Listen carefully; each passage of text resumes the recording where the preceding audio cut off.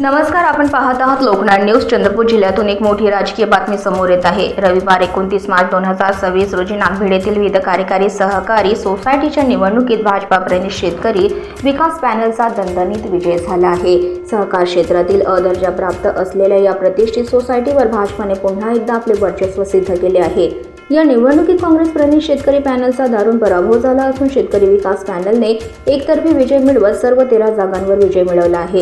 ही निवडणूक आमदार बंटी भांगडिया यांच्या मार्गदर्शनाखाली लढविण्यात आली होती आणि त्यांच्या नेतृत्वात पॅनलने नियोजनबद्ध प्रचार करत मतदारांचा विश्वास जिंकला. महिला प्रवर्गातून भावना गणेश तर्वेकर आणि नीता प्रकाश बोरघरे या उमेदवार अविरोध निवडून आल्या.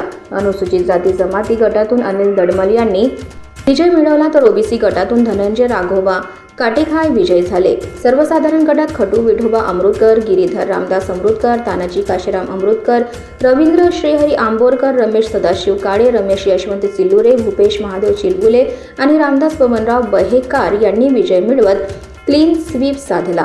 विशेष मागास प्रवर्गातून प्रवीण नामदेव बंडावार यांनी दमदार विजय नोंदविला. या विजयानंतर नागभीडसह संपूर्ण चंद्रपूर जिल्ह्यात भाजपा स्पर्धकांमध्ये उत्साहाचे वातावरण असून सहकार क्षेत्रात शेतकरी विकास पॅनलची ताकद पुन्हा अधोरेखित झाली आहे.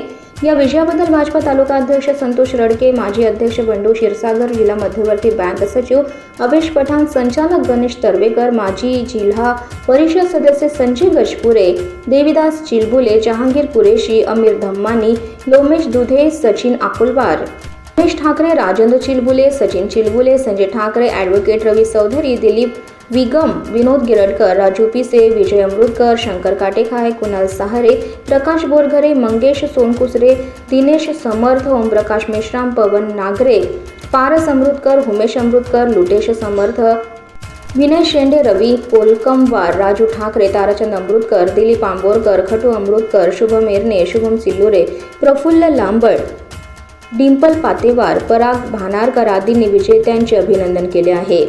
ताज्या आणि विश्वासार्ह बातम्यांसाठी पाहत राहा लोकनाड न्यूज. उपसंपादक भोजराज नवघरे, नागपूर.